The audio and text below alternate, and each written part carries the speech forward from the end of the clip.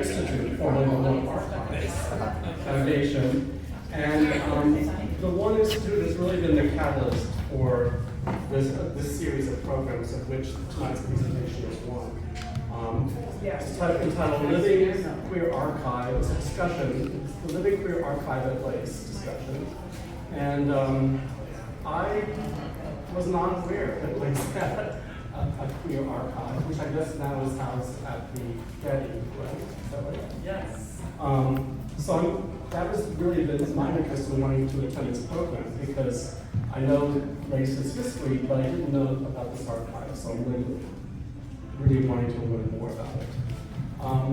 I need, for Tony Valenzuela, our director, also credit a few important funders of this program. So basically,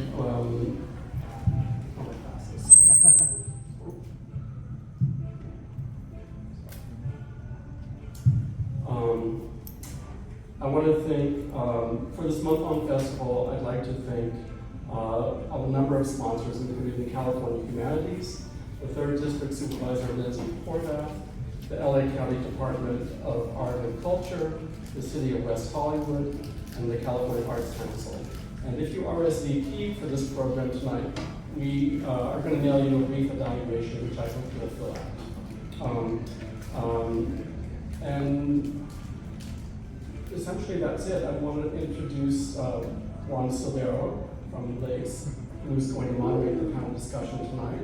And I'd like to thank in particular LACE and the staff for making this possible. Thank you. Thank you, Tom. So before we get started, I'd like to read out loud our LACE's land acknowledgement.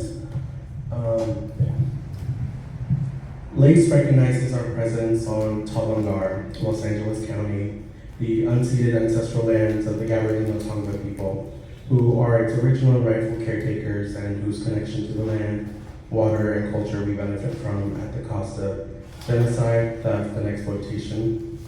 LACE is committed to uplifting artists, curators, and cultural workers who are burdened and attacked by the weight of white supremacy on multiple fronts across their lives. On institutional and interpersonal levels, we strive to understand our place within the structures of Southern colonialism and act with allyship. We are continuously learning that we each have a responsibility to Talongar and both its ancestors and descendants. We understand that sharing the land acknowledgement is not enough. LACE is committed to actively listen to, learn from, and champion Indigenous artists, curators, and cultural workers who are fighting for justice, Native sovereignty, and liberation. Hi. Thank you all so much for being here. My name is Juan Silverio. I am LACE's Assistant Director of Programming. I am so excited to be here. A little bit about myself. I joined LACE in 2019, first as a Getty Merrow curatorial intern, and then came on full staff, or joined staff in 2020, right at the beginning of the lockdown. So it's been a wonderful almost 4 years now, and a nonstop, amazing time of learning about this incredible universe of art and amazingness. So I'm super stoked to introduce a fabulous panel of incredible artists, curators, critical thinkers, writers, fighters, lovers, yeah, so how this will go, each of the panelists will share 10 minutes mini presentation of some of the projects that they've done with LACE during the time when they were most active. So thank you, Jerri Allyn, Matias Viegener, and Kat Jones for being here tonight. I'm so excited. Let's get started. So first up, I'd love to call on Jerri Allyn. So I have some slides here behind you. And if you could start us off by talking about the waitresses.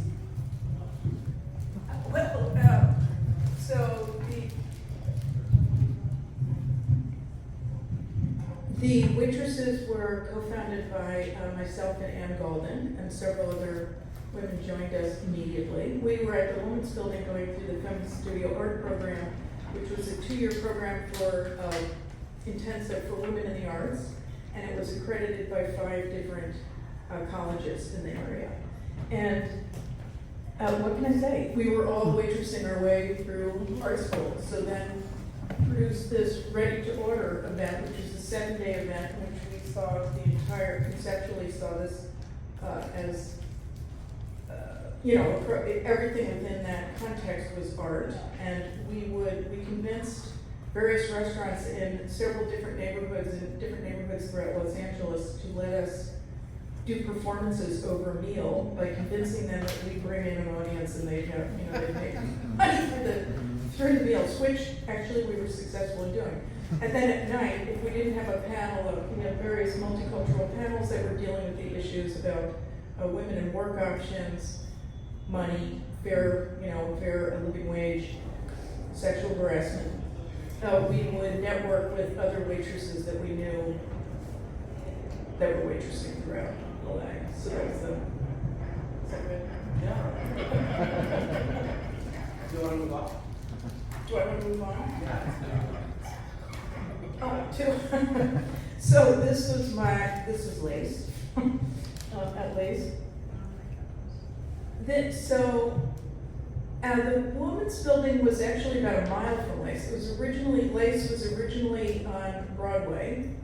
And I worked at the Women's Building for several years as the outreach director for adult programming. So I was networking, again, through East LA all the way to the west and north down to the south, and enrolling people to provide classes at the Women's Building. And then I got hired to work at High Performance, which was, I think, 2 floors above Lace. I'm not sure if it was 1 or 2, but we were up and down the stairs regularly. And Linda Burnham, who was my boss, was also having an affair with one of the Dark Bobs. So Dark Bob was in and out, and again, up and down. The Bobs were doing all kinds of various things at Lace as well. They were bobbing in and out. They were literally, bobbing in and out. And also in a back room, there was like a little kind of apartment, a little single room, had a kitchen and a bathroom and a little place where people could sleep. So we also had artists that were making artist books, because Hard Performance was able to convince their funder, my God, I'm blanking on the name, it's terrible, it'll come to me in a minute. But she lived at 18th Street. Sue Dakin, thank you. Sue Dakin also funded these artist books. So we also had artists back there making their books, and so that was that. So this Espíritus Sonrientes was, and let me back up 2 seconds. What I remember also about Lace was that they did these fabulous fundraisers every Valentine's Day where everything had to be, somebody's shaking their head, so were you there? They were so fun. Jerri, I was 2 years old. Oh, ouch. We like intergenerational relationships. So everything for sale and for food had to be in a heart. And I remember someone staked out by the windows, which they opened, and there was like a hibachi, and someone was cooking little heart-shaped steaks. While Frank, who I just saw this afternoon, who was also Frank the lesbian folk singer, was in a punk band at that point, Nervous Gender, and they remember actually being part of the fundraiser. And so this is my plug for Lace, continuing to be innovative and risky and putting their, stepping out on a limb, because Nervous Gender was on the spectrum, on the gender spectrum before that was a discussion. That's why they were called Nervous Gender. So the Espíritus Sonrientes was a 3-day performance, and one evening was public, and it was my deep dive into my being gang raped and healing from that, and coming through to, I did a deep dive into death rituals in various cultures across many, many cultures. Because I had this desire to die, but Lacey, Suzanne Lacey, was one of my mentors, really convinced me instead of like taking my life, why don't I like perform my death and resurrection? So that's exactly what I did. And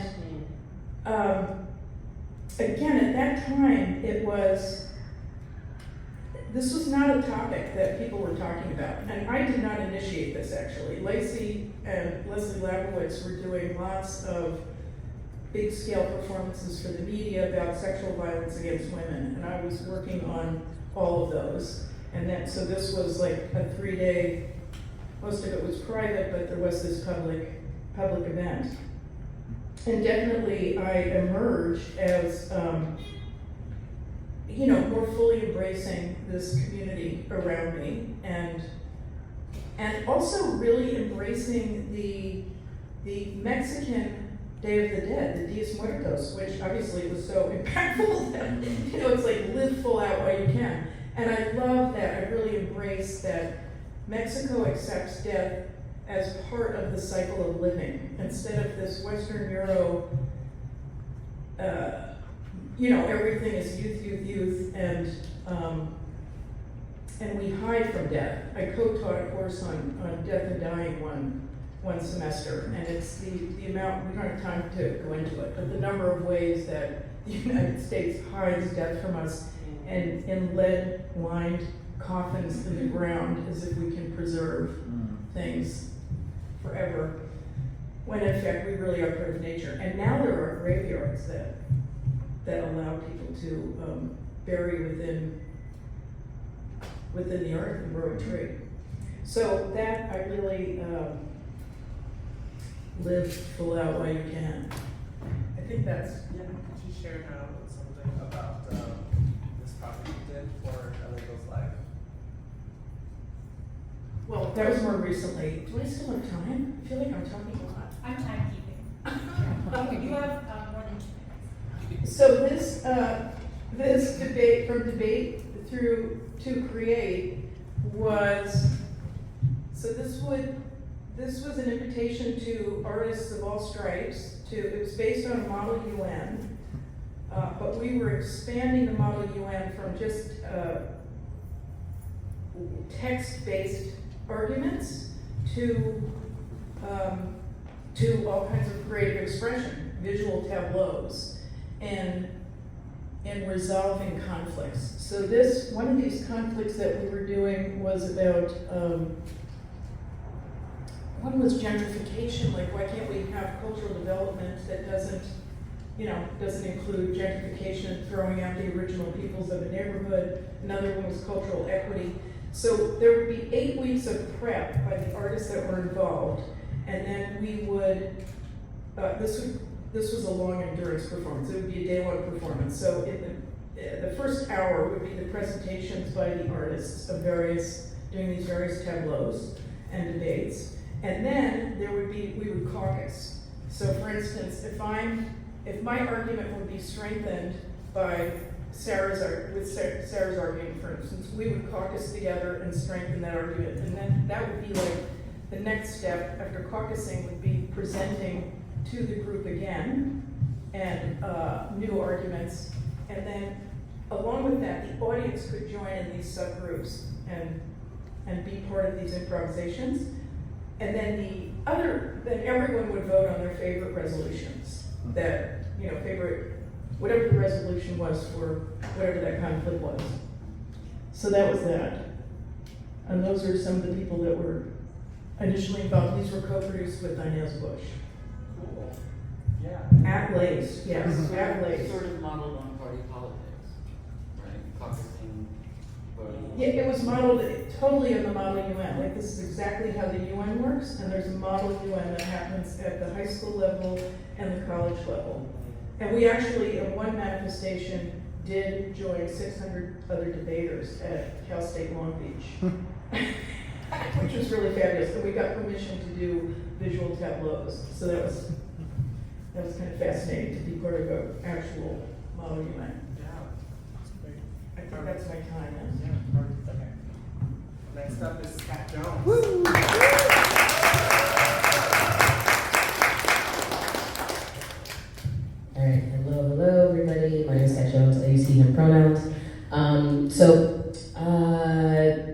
This was actually my my curatorial debut.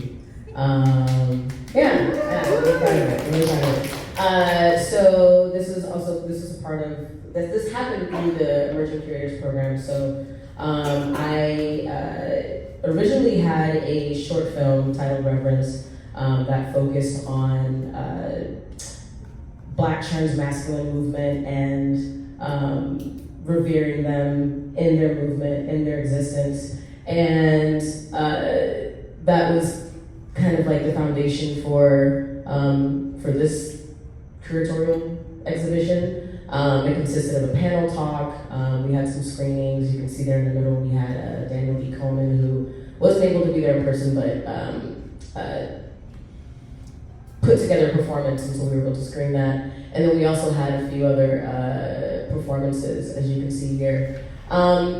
So basically, the premise behind reclaiming performance reverence of self is, I think for me it started probably like 2018, 2019. I'm from Long Beach, California, but I moved to LA around 2018, 2019. And when I got here, I was I'm always trying to find community because I'm always like moving around. So where can I feel safe? Where can I feel comfortable? Where can I, see reflections of myself?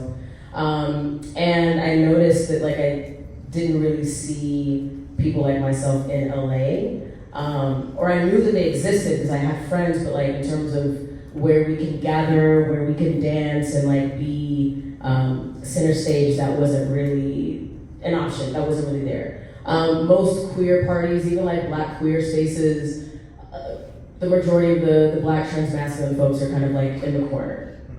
They're on the wall, just kind of like posted, standing, not really doing anything. Or they're being of service, which is totally fine if that's what they decide to do, but they're not able to like be in the center. They're not able to like be on the red carpet. They're not able to like be revered and celebrated. And so I feel like for me, I wanted to, not to say that it's simple, but I wanted to kind of just keep it bare bones and have 100% of the focus be on these trans masculine artists being able to express themselves in ways that also challenge the idea of what masculinity looks like. Masculinity looks like so many different things. And I feel like all of these artists, Danny Cassette, Sir, Jaden Fields, Nick Kay, and Asir, all really just kind of, put their bodies on the line and really became vulnerable during these performances, and it was really special.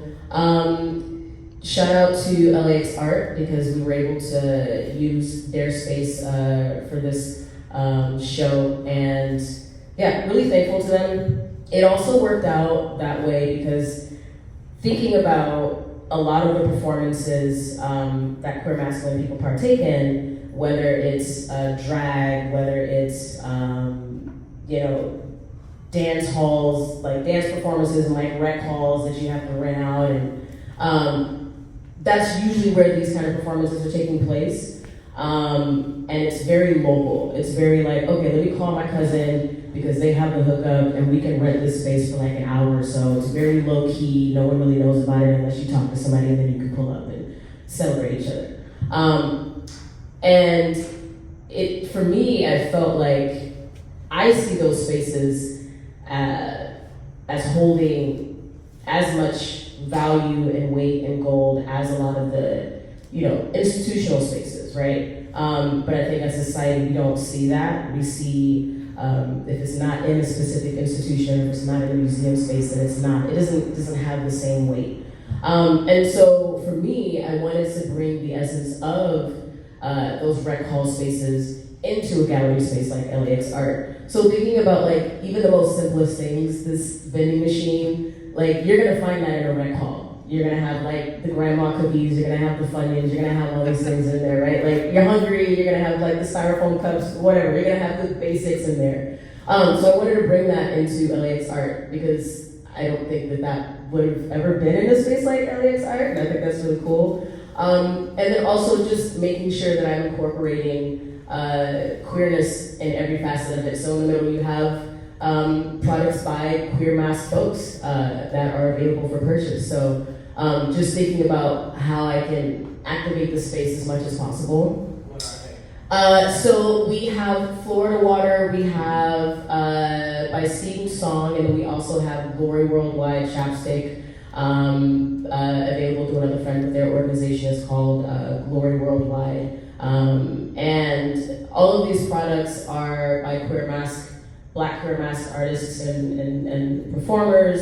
And so I also wanted to just highlight the fact that when you go to these rec spaces, like there's gonna be food available, there's gonna be snacks available, there's gonna be hats available, like there's always gonna be something that you can purchase, so I wanted to be able to activate it in that way too.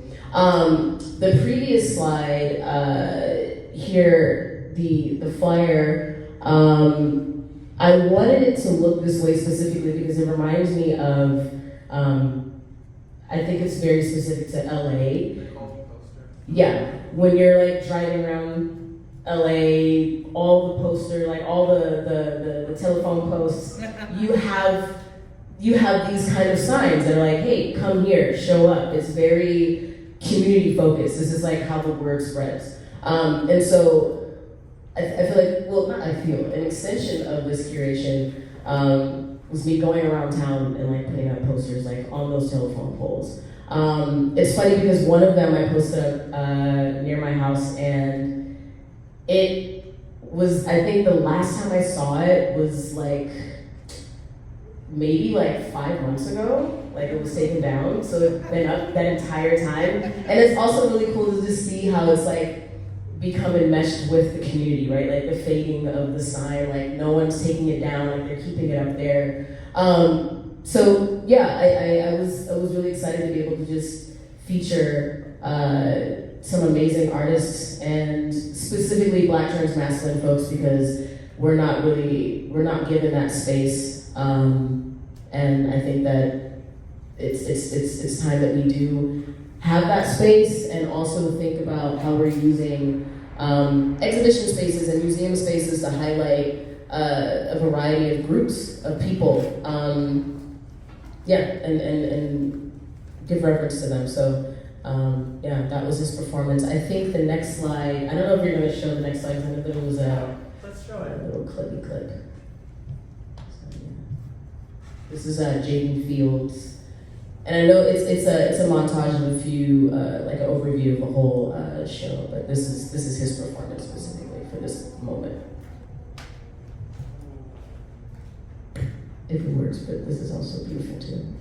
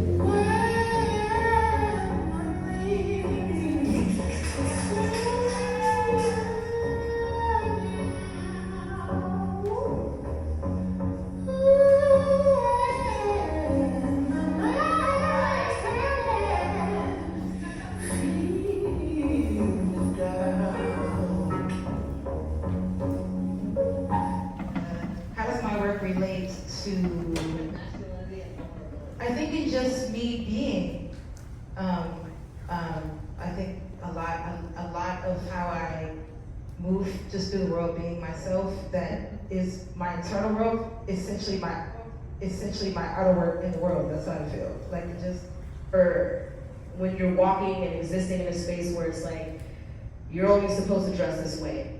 You know, if you want to get this kind of love or you want to get this kind of support, you have to dress this way. So to do the opposite of that is scary and it's vulnerable. And it's like, well, fuck, I want love. I want security. I want to be seen. So how can I get that while also honoring myself? So I feel like every day is a challenge to do that. And yeah, it's kind of like, I like the looks. I like when people are confused. I like when people don't know like what to do or how to approach me. That's space for a conversation. If you don't know, let's talk about it, you know? So Yeah, that's it.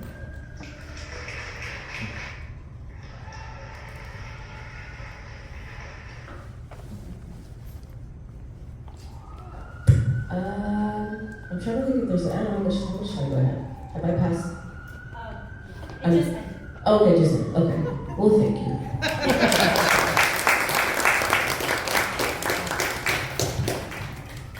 Hi, Matias. Hey. Oh my god, you do have slides for me. There's me in a paisley shirt. I want to go back because I've known Lace in many incarnations, and the first time I knew Lace was when the closing party of moving from the bridal shop, on Broadway to down, Traction. Industrial. It's Industrial Avenue, right? Industrial. Yeah. And that party, like I'd read about Lace, and I was trapped at UCLA. I was a graduate student. I had a car. I got somebody to take me, and that party ended up as across the street in an apartment structure as kind of an orgy, right? There was a lot of sex, which to me, not that I hadn't known about queer people having sex in unexpected places, but to connect it that way, right, to a space, and also what I witnessed there about queerness. And so around that, maybe a little later, around that time, I got to teach the first queer studies undergrad class at UCLA, right, and which was remarkable.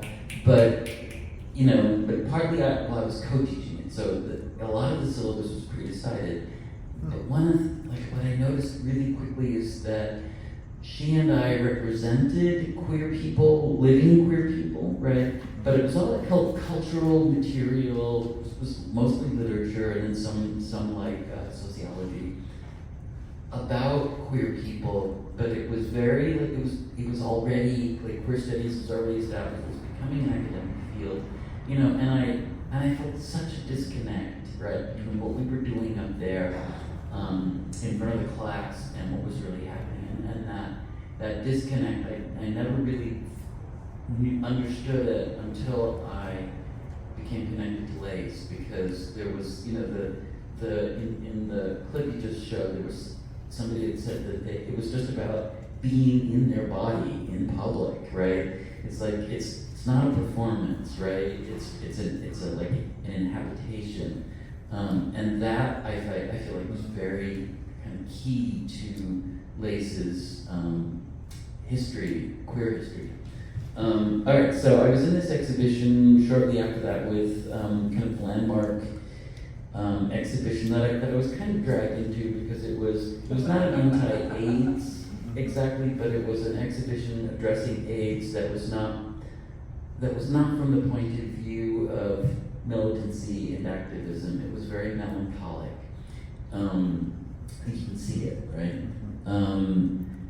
And it got incredible. It got widely debated on a national stage, and I don't know what more I want to say about that, but I think that show was so important because while I think everyone I know was involved in ACT UP and all this activism, right, it was also a place to have a feeling, right, that wasn't, to have bad feelings, right, to have sadness, to have melancholy, to kind of share what it was to lose parts of our community, our friends, our lovers, and in ACT UP and all the activists world, there was only one possible position, right, which was militant opposition. And I don't think those are opposites, but they were framed as opposites at that time. You could do one or the other, you couldn't do both. All right. These are screenshots of the text that you wrote for the Yeah. Yeah, this text had a lot of legs. It's about Michel Foucault, Roy Cohn, and Rock Hudson meeting in Paris when they were all getting treatment for AIDS in about 1984, and they had a triangle. And the kind of trick in it is that Rock Hudson is secretly very intellectual, but nobody kind of takes him seriously as an intellectual. So, yeah, move on. There's a few other things, but I want to move on to this, all right? So when the archive was moving to the Getty, right? And the archive was about as disorganized as an archive can be. It was a bunch of boxes with stuff in it. And, that's not a problem, but it made, Lace wanted to do an archival show. I've been working a lot on very different kinds of archives. And so I just thought, okay, I'm gonna just dive in, and what I find under the waters will be what I find. It won't be systematic. And what was remarkable about putting this show together was not just the kind of queer history of Lace, right? But what I would call the intersectional history of Lace, right? Long before, like I'm talking about the 70s and 80s, long before intersectionality was the kind of word it is, the term that we have today, right? There were things about the queer Latino community, right? And that kind of attention, right? There was also I found a lot about artists and gentrification, about the future of Hollywood, because Hollywood was a much grungier. Also stuff about the future of industrial and what we now call the arts district, right? Which is basically high-end restaurants and clubs. So that putting this together, was very, so we wanted to copy the designer was Jeff Kane. Here he is. Kane. I know my friend, I'm just forgetting. So we wanted to copy that Colby poster, right? Those gradients, right, which we did as well as we could, because that has it has this very specific LA history for all kinds of, club music, like, but also art, right? And it's especially a lot of material at Lace kind of was either printed by Colby or embraced a kind of Colby aesthetic. And then it was just kind of accumulation, and we tried to organize the unorganizable. So what emerged was sort of tracks that you could track this way or that way, and overlays, right? And like I realized really quickly that trying to bring systematic order to the archive as it was made no sense. It wasn't ready for that, right? It wasn't searchable, it wasn't indexed, it wasn't cataloged. So that was very energizing, because it was kind of pure archival play. Really remarkable. 2 more minutes, Matias.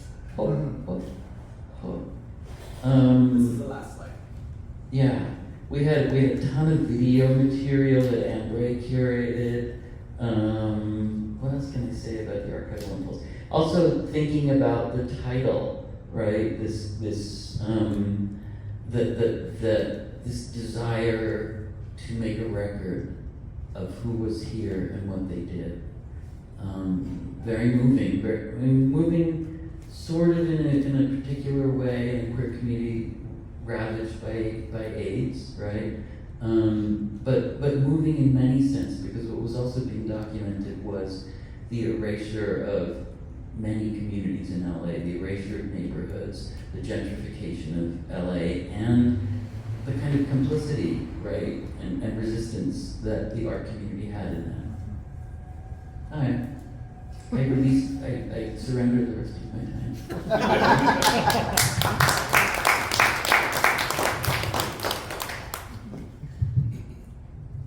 Thank you, Matias.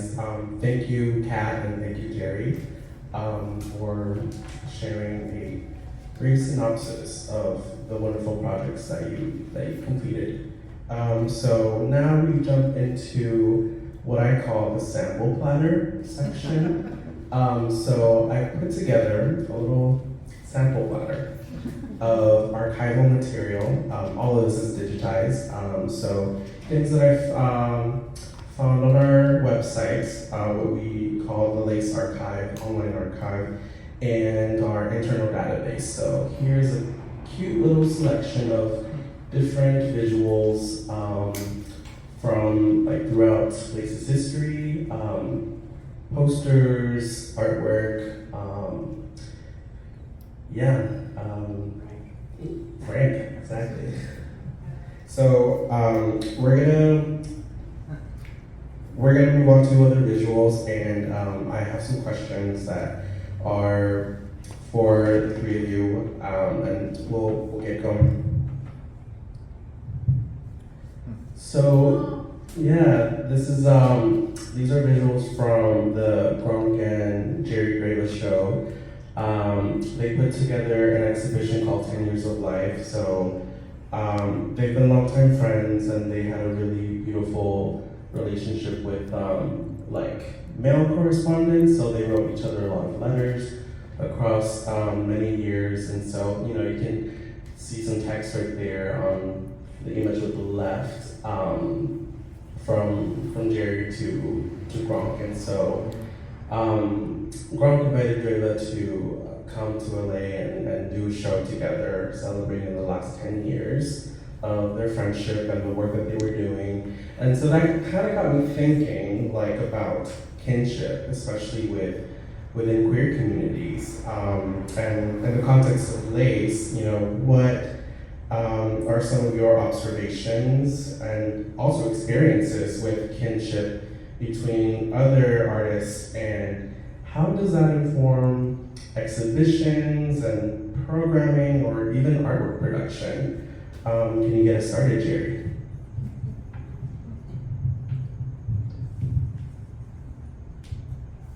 So this must have been 78, 79, whatever. I was hanging out with Dreva and Gronk up and down the stairs when they were doing things in Lace. Kinship. Well,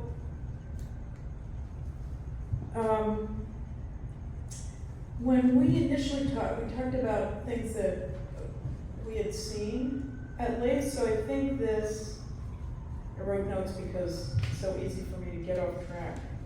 But I think the thing that I shared with you about Dorian Wood's performance is about kinship. Yeah. So I saw. So we're just talking about queer tonight, but Lace has really been, there's all stripes and colors of people that have been through Lace and done work. I just wanted to note that, number one. And I'm going to talk to crap. I won't swear because some people don't like swearing. But I literally saw Kim Jones take a crap in the gallery and who's not queer, but take a crap in the gallery and burn rats, which Rachel Rosenthal then saved. But the mainstream, points at the alternative and says, oh, they're spending our money, look what they're doing, they're, these outrageous acts. And the reality is, Jones was talking about his time in Vietnam and what a shit show that was, that the U.S. was even there, and his experience of having to literally, fend off rats. And I saw Dorian Gray take a crap in the gallery, and Rafa Esparza's Adobe sculpture. So first of all, Rafa and his father built this incredible sculpture out of Adobe in the gallery, and this was the two of them coming to terms with Rafa being queer, and Dorian's soulful, melancholy singing while he's taking crap. You didn't even quite know, but then there's like a crap on the ground, and he's making Adobe bricks. He's using his feet to mix in the crap and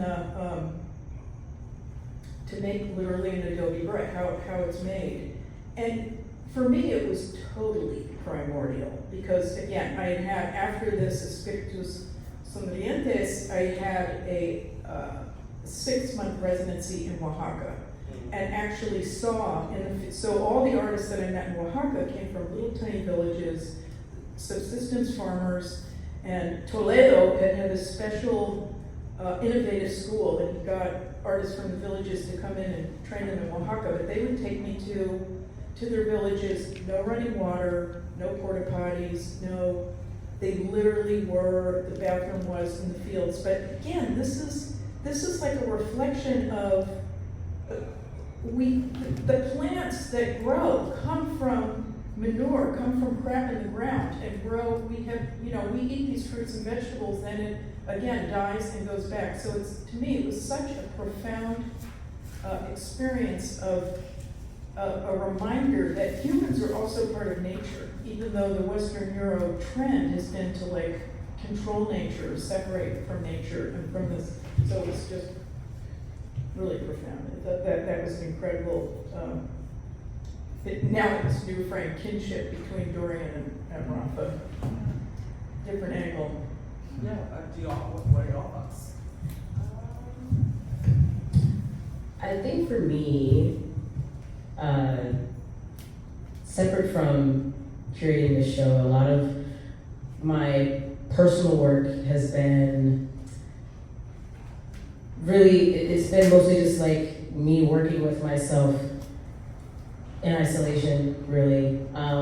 There was a short that I did called The Quiet Ones, where I installed like CCTV cameras in my house and had them set up for a few months just to kind of like observe my behavior and track how am I navigating the space, knowing that the camera's there, forgetting that the camera's there, and what relationship am I forming with myself and also people who might see me, and will I still have grace with myself afterwards? You know, like there were moments where like I was upset, like I might have thrown something across the room, and I see that, like, am I having compassion for myself?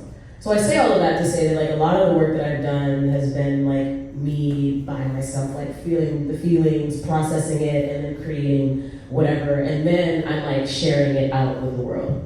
And so I think working with Lace, it put me in a place where I kind of had to shift that, and I had to reach out and talk to people and share the things that I've experienced and see who else shares the same feelings. And so I think it kind of opened my eyes to the possibility of kinship. I think I've also just grown up by myself a lot too, so like that's a new concept for me, thinking about working with other people and having a feeling and then seeing that somebody else might share that same feeling. So let me create a space where we can all unpack that together and we can all celebrate each other. So yeah, I think moving forward, I don't know. I feel like I want to create more of a balance between doing projects for myself, by myself, and then also like working with other people, and also being more collaborative, even in like movement and performance, and actually like moving and performing with somebody. So maybe not doing what I did with Quiet Ones with somebody else in that room, but something similar to that. So I feel like that's like the next chapter of my, I guess like my artistic development, is to see like how can I actually, curate something together with somebody in a moment. So yeah, I'm really appreciative to Lace for being open to me creating this space with other people and having a conversation with folks and giving space for them to perform. So yeah, I'm still unpacking kinship. I'm definitely still unpacking that. I would like to cite, so something I didn't talk about yet was, I worked in a art collaborative for 10 years, Fallen Fruit, and one of our first shows was at Lace, and it was a kind of consequence of a grant we got. We were interested in working on bananas, and we got a grant to go to Colombia and go to banana plantations and kind of like real field work, like we were in the field. So one of the things we learned right away, which if you do some research, you'll learn it too, is that the banana workers live in very toxic conditions, right? They're just surrounded by chemicals. They have no protection.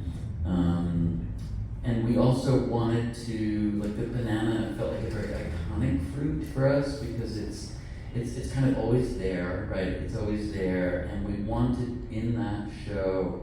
So we did a lot of work on taking photographs of the workers, and we sent them all their own portrait for approval.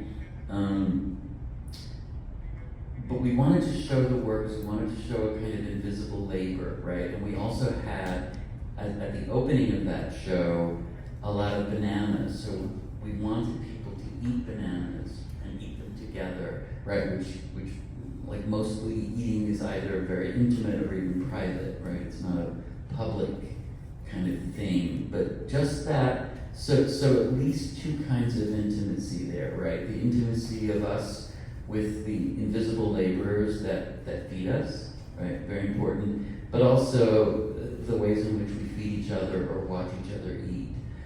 Very different kinds of kinship, right? Kinship that I think isn't what people think of when they hear that term, but very important. And I still feel very committed on the kind of questions of invisible labor, which we're surrounded by, and also especially invisible historical labor, right? On whose land are we standing? So that, I think, is another way. I wanted to, in my collective, wanted to work with a certain concept of kinship. And we were all queer. And it was very coded queer, the show, I should say. But bananas.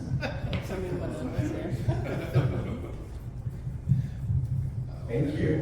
So we have this slide on sharing some images from the exhibition All But the Obvious, program of lesbian art. So this one, as I understand, this project was in response to the creation of Against Nature. There were queer women artists who wanted to organize and put together an exhibition on lesbian artists as well, and so it kind of got me thinking how the 80s and the 90s there was a big boom of exhibition and programming around identity and politics and art.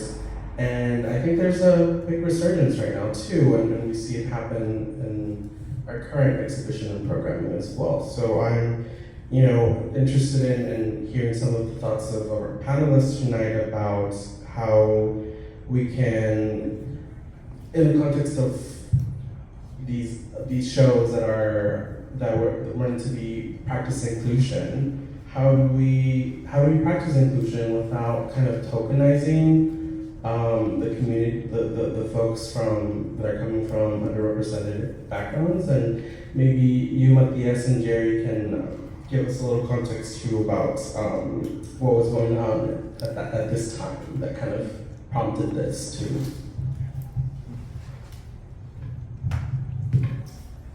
Well, following first on the food production, the waitresses also, so the ready to order happened in restaurants all around LA, but the waitresses also did performances at Lay's, and one of them was on food production and the banana. Whatever, the Banana Corporation. And, another kinship. But, so again, Lace was really very wonderful and open and inclusive of various stripes of people and genders that were happening at the Women's Building. And my sorority sisters, Frank and Sherry Gawke, actually curated the Muffin Stuff performance series that happened during this. lesbian performance series. I'm not quite sure that I did, but once again, I'll do another plug for Frank's show in West Hill, opening the Butch Closet opening. So I do want to say that the importance of these spaces to give a leg up to, all kinds of people and things that they get to do later down the line. The various, it's one stepping stone that we get to participate in building our quote careers at whatever arena we're in, the commercial art world or the community art scene. So this show, do you remember what year the AIDS Against Nature was roughly? I'll go grab the camera. Okay, 89. That's good. So this is 1990s. Yes, that's right. Lace has transformed phenomenally because if you look at the early material of lace, it basically, its ambitions were two things. It was to bring, New York, but really also international artists to LA because nobody else was doing it, and to give LA artists a place, a venue of their own, right? So there were kind of more blue chip, a handful of more blue chippy galleries, but it was also, LA was not the kind of international art destination it is now. And understanding that, it was, and it kind of always did from what I saw in the archive, it always really did two things. It was an artist space run by artists for artists. It was also always like a community-based space, right? And I think like those two things, which I'm differentiating, right? Because it's useful differentiating. I think at this moment in history, it's that exact juncture, right, between the community and the artist, or community-based artists, right? Like that's where like work has to happen. Because I feel like there's a lot of art venues in LA, right? A lot of art venues for young artists, a lot of galleries showing young artists. It's a very different LA that way. So, in terms of like where Lace is now, right? And I also, I kind of want to say this, but one of the things that happened right after Lace emerged was the birth of Highways, right? And Highways, performance space, still around, which I kind of, it was closer, less of a commute for me. I did a lot of Highways, but I understood very quickly that Highways was being set up in some kind of weird opposition to Lace, right? And Highways' claim was that Lace wasn't queer enough. Not true, right? I never heard this word. Oh. Okay. I'll Yeah, Tim Miller from yeah. But the founder of Highways really believed that Lace wasn't rigorously and adequately queer. And then there's the foundation of LAX, right? Much more recently, which I think is also, there's very different. I think the politics was that Lace wasn't kind of doing a professional enough job, right? They wanted something slicker. And that too, right? Like these are very meaningful things, and we have to connect them to the history of Lace, right? Overall, they're good things because they increase the resources available to artists and the art-going public in LA. Like they're good things, but also this kind of the reads that are happening, or I would say they're actually kind of misreadings, right, of spaces of each other in their attempt to establish their own unique kind of position. So that doesn't exactly answer your question, but you go. Yeah, just talking about piggybacking off of your point about community-based exhibitions and performances and shows. My background, like I have a BA in Human Services, so my work for like the last 10 years it's been focused primarily on mental health, nonprofit, DD, drug rehabilitation programs, like that type of world. But I've also, in addition to that, I have a desire to be creative and express myself in different ways. And so thinking about like being in the art world and being able to have a space where you can just, I have an idea and I want to show it to people. The art world is extremely elitist and it's very hierarchical. And so it makes it hard when you're coming from a community background and you are an artist to be able to like say, hey, I have an idea, I want to do this thing.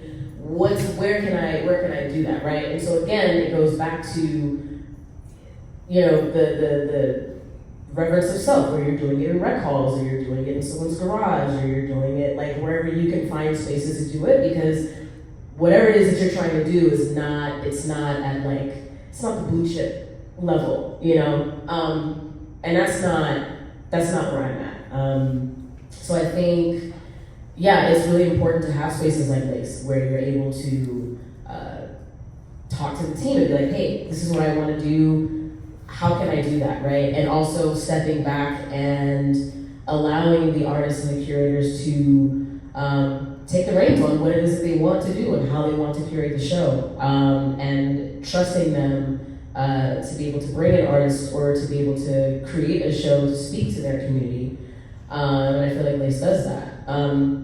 It's really important because there's so many galleries popping up now, and I have no clue who they are. I feel like a lot of them, thank you for that. It just feels like I don't know anything about them, like I pass them on the street, and it just feels like there's a disconnect between like, what's your intention? Like it seems like the intention is just to push work and sell, and that's it, and it feels very commercial and industry, and that's far opposite of like what it is that I'm trying to do, and many artists. And I was having a conversation with a friend about, I don't know if any of y'all are familiar with Nicodeme Gallery. They do a lot of like high profile work, and I was talking to someone about like, okay, how do we like bring in community artists? Like, what does that look like? And there's no blueprint for that. There's no structure for that. There's no money in that. And so like that's disheartening. I don't even know where I was going with that, but I just wanted to put that off my chest. There's that. One thing I could add is that, a time-tested model at Blaze has been to not just bring artists from different communities, but to place artists within and among communities to create collaborative work. And I still really believe in that model, right? Because what artists have sometimes is just a kind of know-how about how to get a room painted, right? Or how to pick the shade for the room that sets off the work. Like very just kind of experience specific, right? It's not about elitism. It's just kind of like, pick the colors for a bunch of shows. Here, go this way. So that, I think, is still a very viable kind of direction for Lace. We could also talk about the queer community, since we are in this queer panel, but, and I was just thinking, unlike long ago, there's a very affluent gay community in this town. It's mostly West Hollywood and gay white men, right?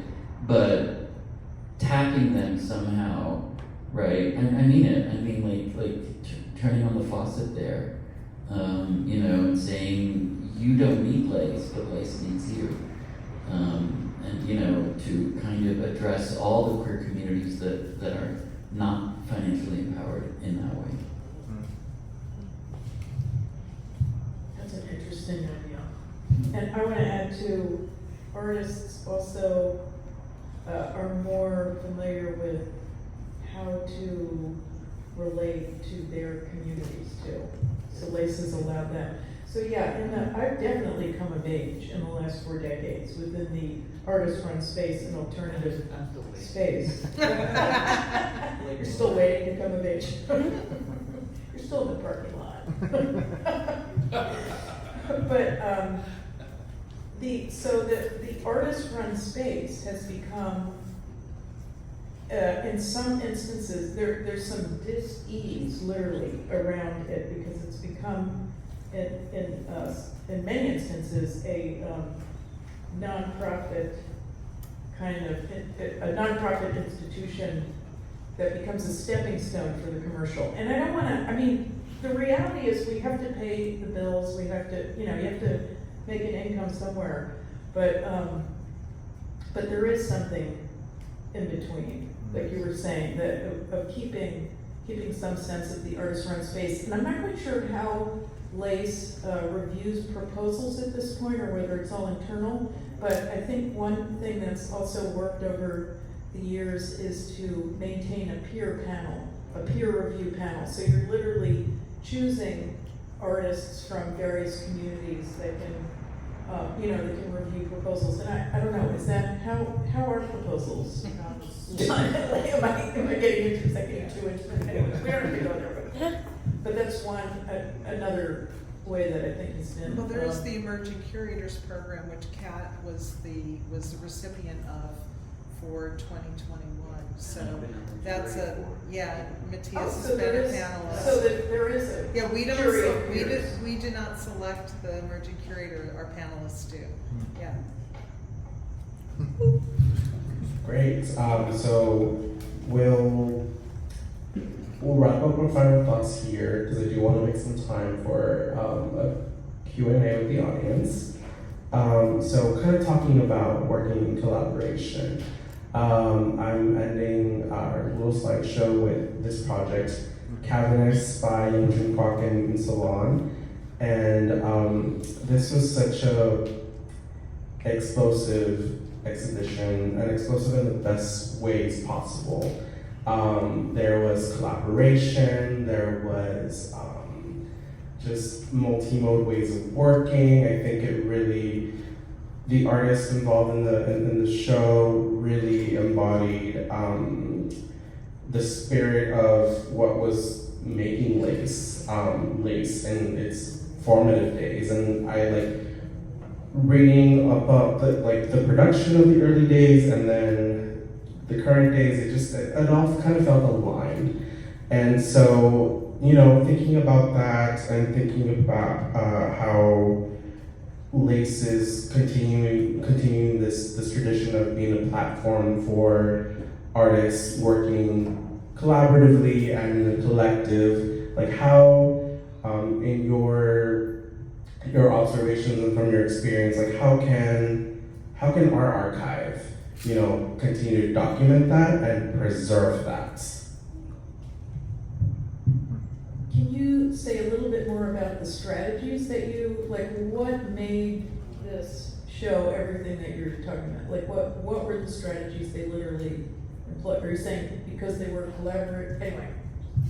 Yeah, there was a lot of collaboration. All the pieces that were in the show, they were being made in there. So the gallery transformed itself into a working studio for several weeks, leading up to the opening of the exhibition. And there was the space itself was activated many times through programming. There was performances, there was panel discussions, film screenings, and a zine workshop.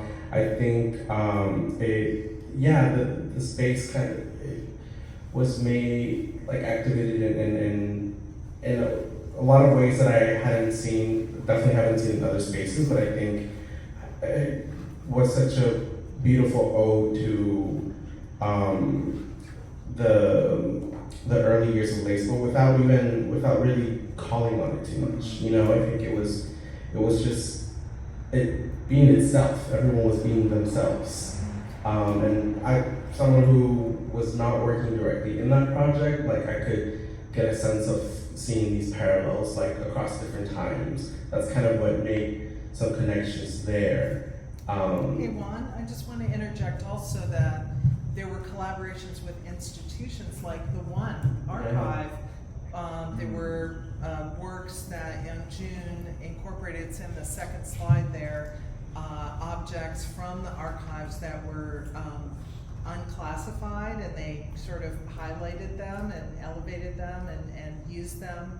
And then in the upper right was a program we did with the LGBT Center with elders talking about being queer in the 50s and 60s and sharing their stories with younger queer artists. So I think, you know, that was one of the other things that made this a very special exhibition, kind of bringing in different ages and different communities as part of the show. And this was a collective group? Yeah, And and then they were collectively determining like what programs they were hoping to Yeah. working with you. yes, there was a myriad of themes in the show, but I think one of the most obvious ones was about community, and actively built together in community. So I think the question is, you know, how does an archive document those actions of community, and how do we preserve that legacy?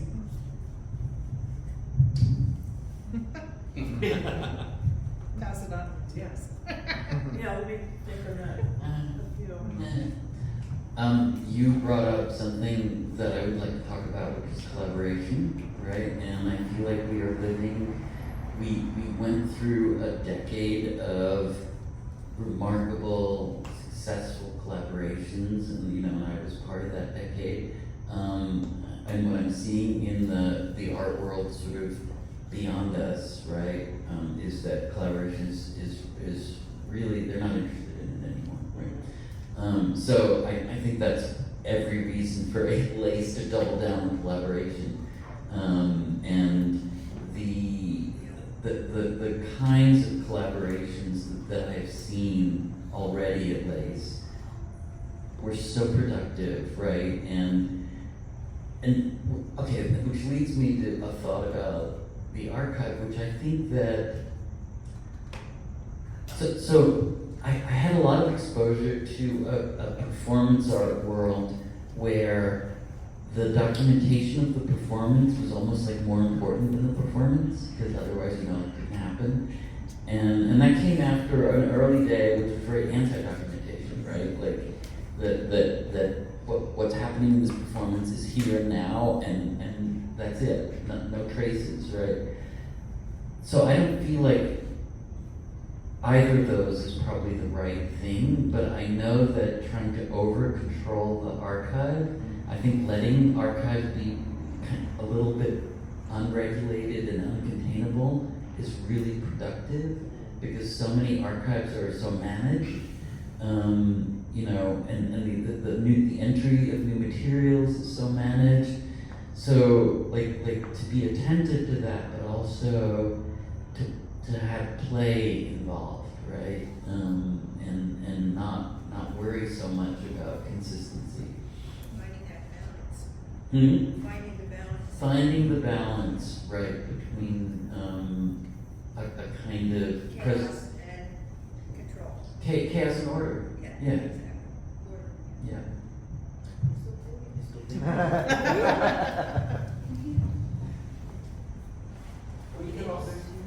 We're the elders, Matias, in case. You can still be a kid. Well, I'll just list off, because I've also been involved with archives a lot in the last decade. So one of the things in the chaos realm is that there's a lot of stuff I've come across that has no dates, which is really interesting. So it's like trying to guess at when it happened. So dates, like the year, would be great on all kinds of publicity.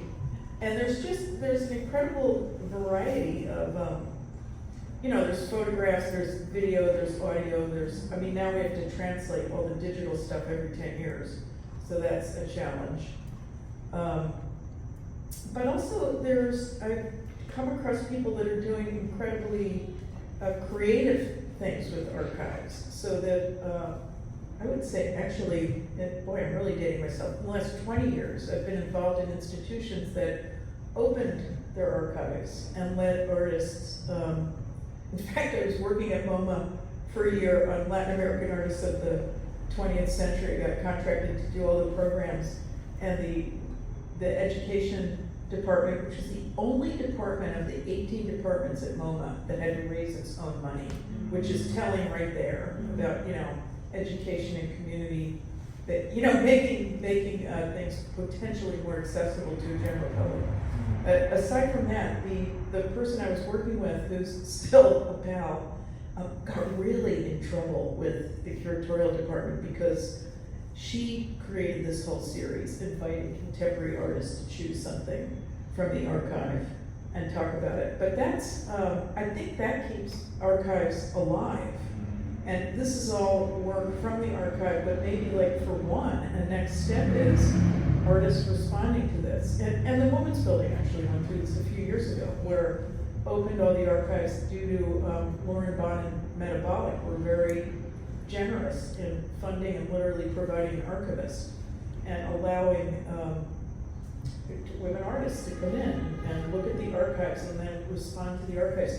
Because there's many themes that we're still dealing with that, I mean, certainly gender, now that I'm thinking of nervous gender, I can't believe 40 years later, we're still really dealing with gender and the attack. I think the rise of the gender spectrum has resulted in this incredible backlash, which is so harmful. But at the same time, there really is the rise. I mean, there are more voices out there and more. And this, I just went to the bathroom. These are gender fluid bathrooms in here. So yeah, bravo. So anyway, that's one thing to think about. I'm sure the Lace archives are rich with potential themes that are still really important. I thought you meant rich with items that don't have years on them. Along with that. We found a lot of those, right, Matias? Along with that. We found a lot of slides that artists sent Lace to Not even try to labeled. get a show. Barely labeled or yeah. Their name is on it, that's it. So it's mostly went away. Okay, so I was thinking, I can't remember the name of the org that put it together, but I know that maybe it was this year or last year, there was a workshop on archiving within the community, and inviting the community out to bring their own images, maybe bring their own films if they can, have them digitized.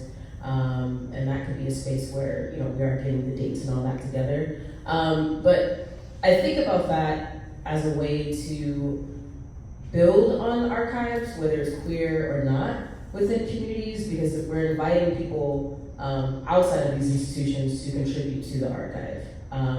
And it's also thinking about, or shifting the lens on what's worthy of being archived and what's not worthy of being archived. And so I don't know, I feel like I'm thinking like that could be a way, maybe creating some kind of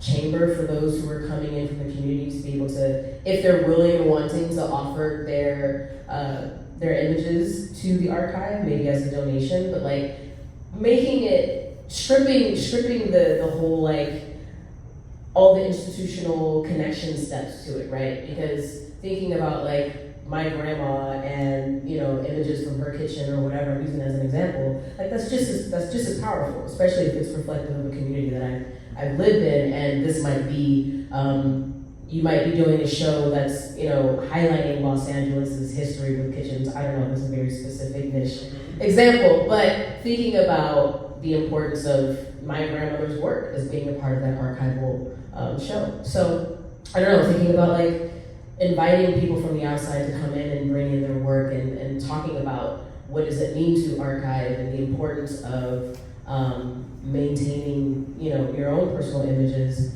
and making sure and reminding the community that that holds value as well. So I'm just thinking about that.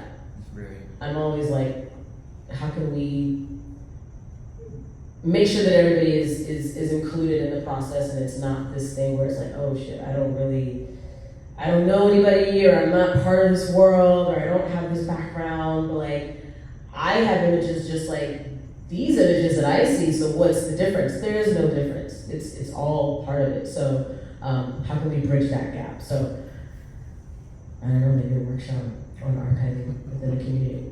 That could be something. I have something to throw out to Lace to tag on to Kat. Like a workshop about, I think that the terms around the archive are kind of stodgy and deadly. So like it could be more like saving recipe books and scrapbooking. Do you know what I mean? Like let's take it down a little bit. Let's make it less untouchable. Because I do think, and I'm really thinking about this, and everyone I know is, because a lot of people who are very smart, who I trust, are afraid that the world as we know it might be ending in a year, right, with the next election. Well, it's out there, I don't want to be a doomsayer. I don't want to be a doom scroller, but we are at a very complicated point in the history of this country and really the world. So maybe it's other than being activists about what's going on the macro level, right? There's also attention to the micro, which is all these artists, all these communities. I am involved, starting to be involved with some people that along these same lines. It's called Flash Forward, and we're starting to bring together a whole organization.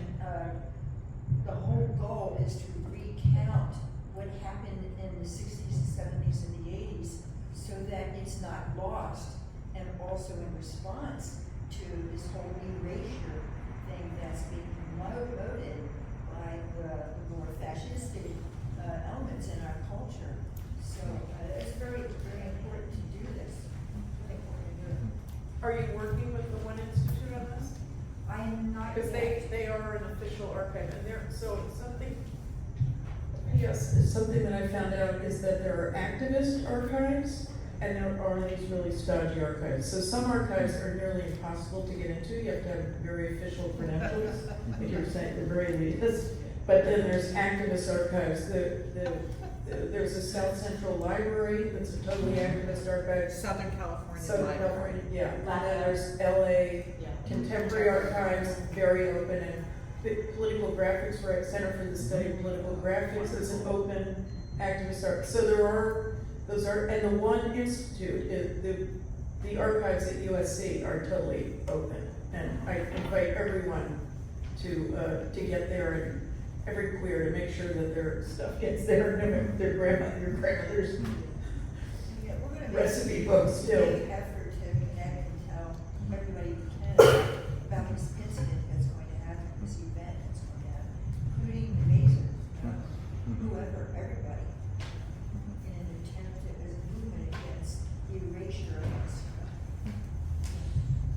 Thank you so much. Well, let's meet. I have a few minutes for questions from the audience. Does anyone have any pressing inquiries? Sure. Okay, great. I'm curious about digitizing the archives that you have. So I'm thinking about like what the Franklin Furnace did, where they put 40 plus years of performance documentation onto a website that is publicly accessible for free by anyone.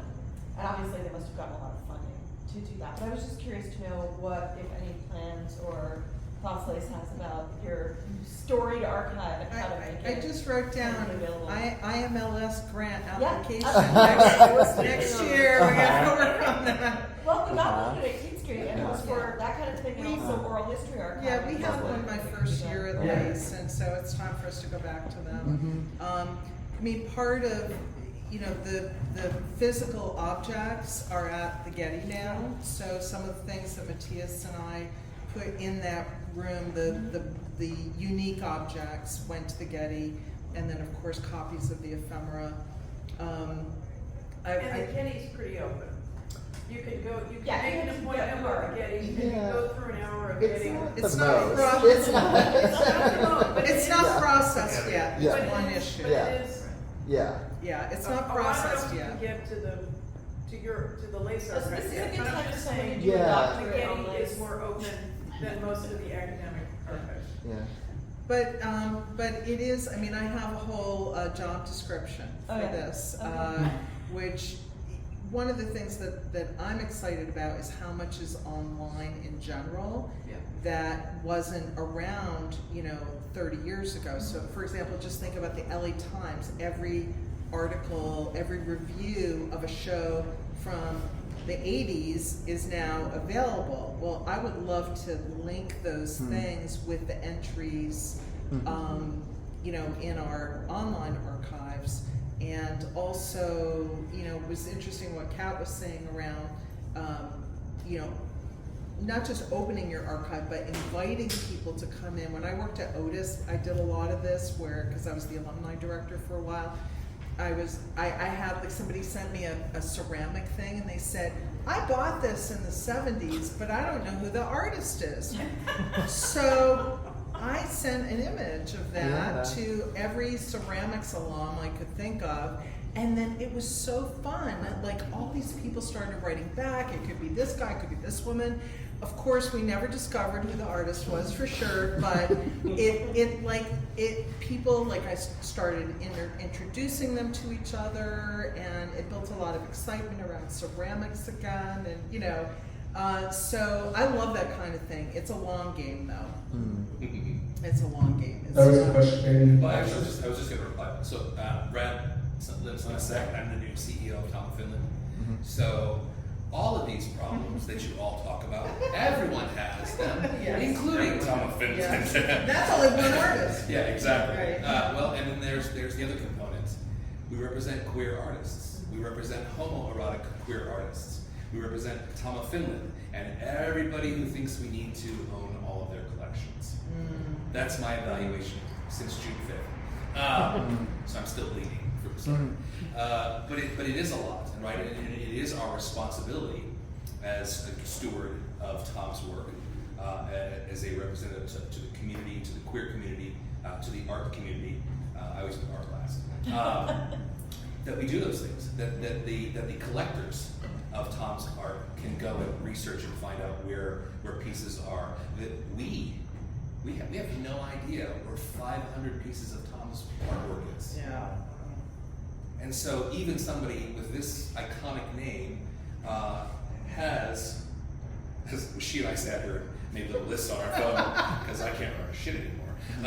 But that was my list, right? Of like all the things that, this is just Tom. I mean, like, imagine the Getty, imagine, the Mack Center, imagine Schindler, all these. I just became a member, as you can tell with all the names I just looked up, of the executive directors for all the artist in residence programs here in Southern California.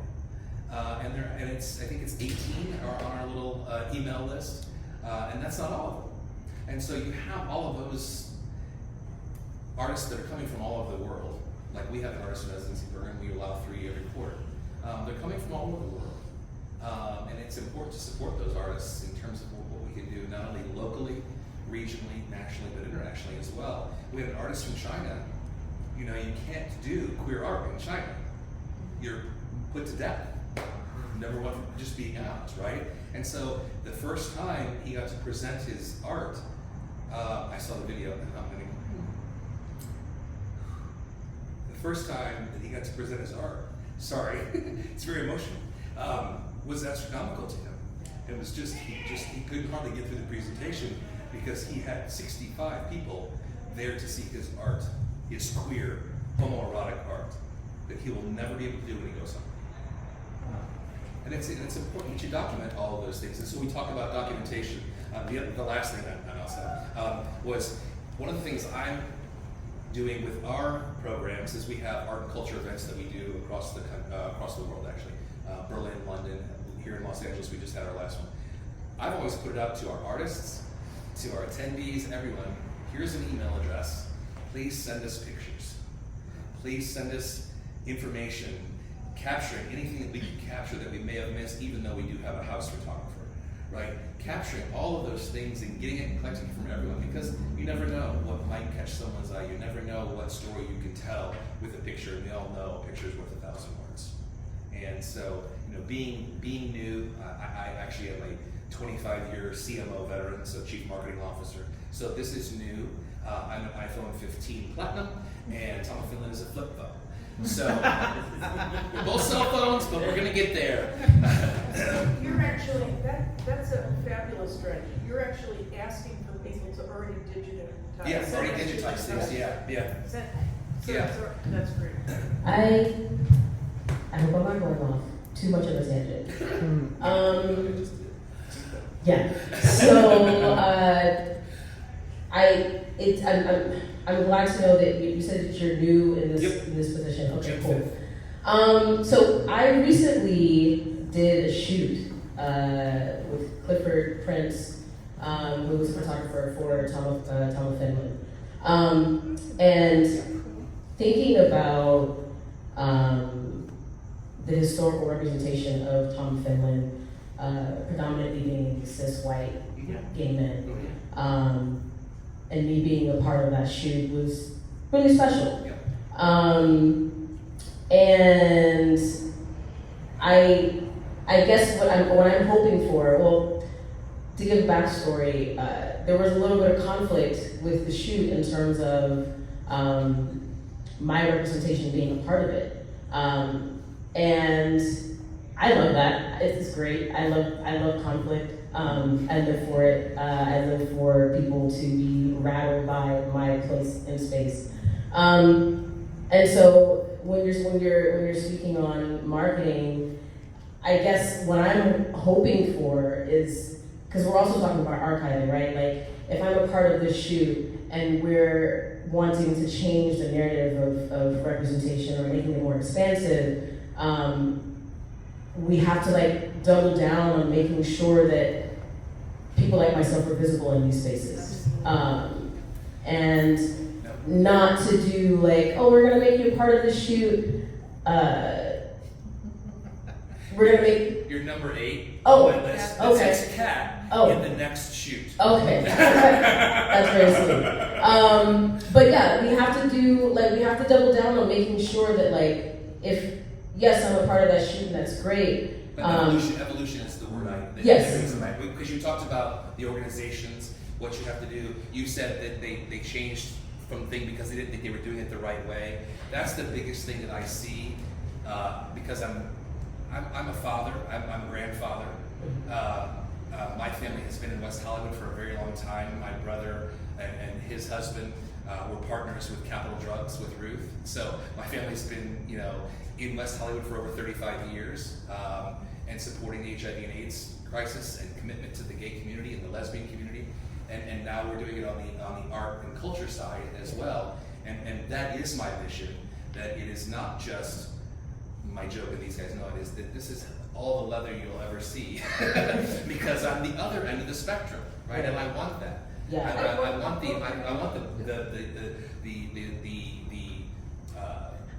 the transgender male, the transgender female, the lesbian. I want all of that to be a part of what anybody can be Tom. Right.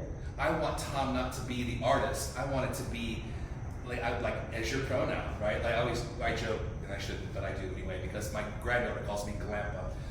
And so that's one of my things, he, him, Glampa.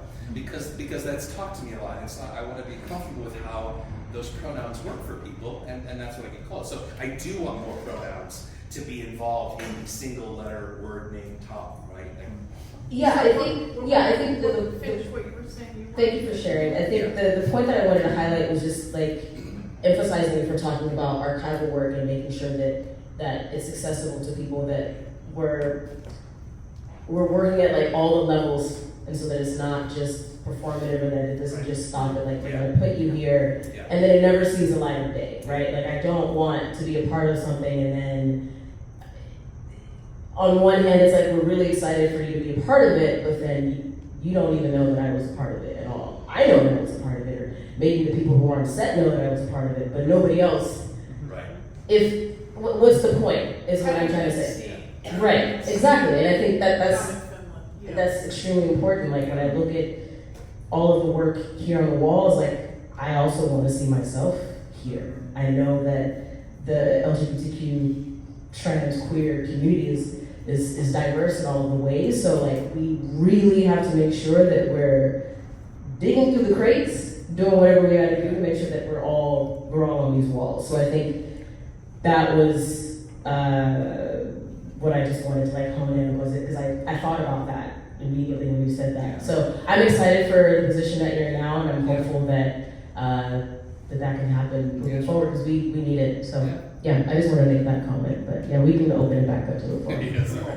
Oh, we're out of time. Okay.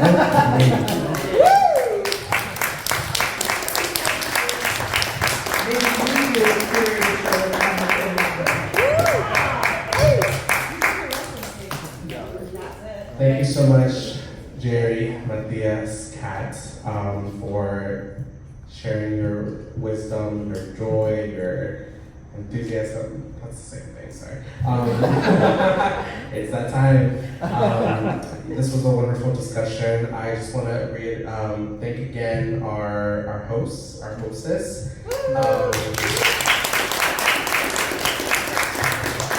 Special thanks to Oren from the Circa team. And of course, shout out to my Lace team. Sarah,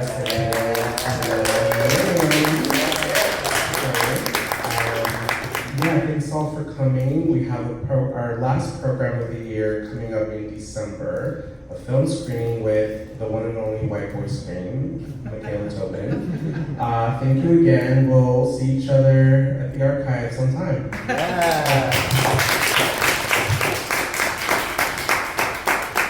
We have merch and snacks.